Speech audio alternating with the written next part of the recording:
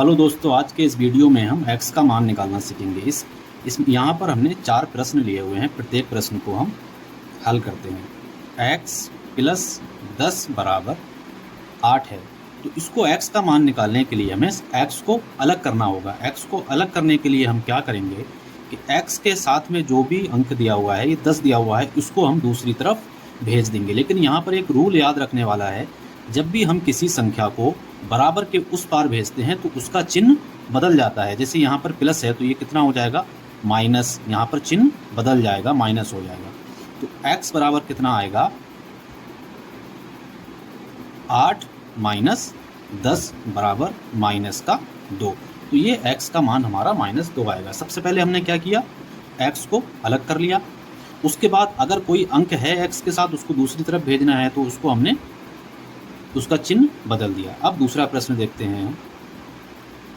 6x plus 9 बराबर 27।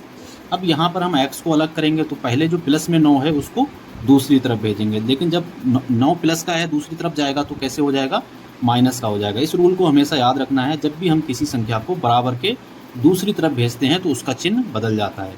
तो 6x बराबर 27 माइनस 9।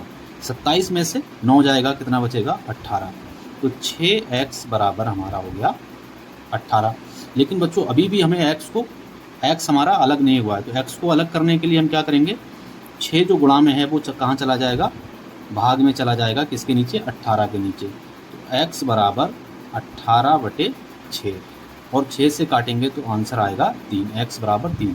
यहाँ पर एक नियम होता है, अगर कोई संख्या गुणा में है और उसको हमें दूसरी तरफ भेजना है, बराबर के दूसरी तरफ भेजना है, तो वो भाग में चली जाती है। जैसे 6 यहाँ गुणा में था और हमने इसको दूसरी तरफ भेजा है तो ये भाग में चला गया। ठीक है, अब अगला प्रश्न देखते हैं। प्रश्न 3 है हमारा, 11x प्लस 5 बराबर 7x प्लस 31।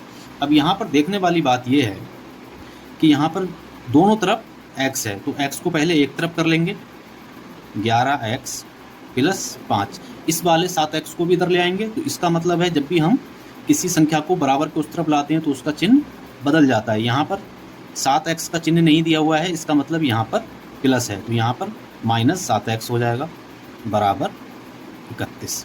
अब 11x और माइनस का 7x कितना बचेगा, 4x और बराबर में 31 है। इस 5 को हम क्या करेंगे, इधर भेज देंगे। और जब इस 5 को इधर भेजेंगे तो इधर प्लस का 5 है तो इधर कितना हो जाएगा, माइनस का। ठीक है, तो ये आ जाएगा हमारा 31 माइनस 5। 31 में से अगर हम 5 घटाएंगे तो ये होगा 26। ठीक है, अब ये 4x बराबर 26 हो गया। तो x बराबर क्या होगा, अभी हमने बताया था जब भी गुणा में कोई अंक होता है और उसको दूसरी तरफ भेजते हैं तो वो भाग में चला जाता है। तो ये हो गया 26/4। यदि हम इसको 2 से काट देंगे तो ऊपर आ जाएगा 13 और नीचे आ जाएगा 2। तो जो हमारा आंसर होगा वो आएगा 13/2। ठीक है बच्चों, अब हम अगला प्रश्न देखते हैं अपना। हमारा अगला प्रश्न है x/3। ये प्रश्न नंबर 4 है। x/3 प्लस x/5 बराबर 7/9। अब इसको सबसे पहले हम क्या करेंगे, एलसीएम लेके इसको भिन्न को हल करेंगे। 5 और 3 का एलसीएम लेंगे तो कितना आएगा, 15। और 3 का पहाड़ा 5 तक पढ़ेंगे तो 3 पंजे 15 और 5 की x की गुणा करके लिख देंगे। प्लस 5 का पहाड़ा 15 तक पढ़ेंगे तो 3 बार जाएगा, तो 3 की और x की गुणा करके लिख देंगे बराबर 7/9। ठीक है, ऊपर हो जाएगा हमारा 5x और 3x, कितना हो गया, 5 3 8x हो गया, बटे में है हमारा 15। ठीक है, इधर क्या है, 7/9। अब हमने क्या कहा है कि x को हमें अलग करना है क्योंकि x का मान निकालना है। उसके लिए हम क्या करेंगे, तिरछी गुणा कर देंगे। इस तरीके से तिरछी गुणा कर देंगे, x को यहीं छोड़ देंगे। ठीक है, ये कितना है, 7 और बटे 9। 15 की तिरछी गुणा कर देंगे 7 के साथ। ठीक है, और 8 की तिरछी गुणा कर देंगे 9 के साथ।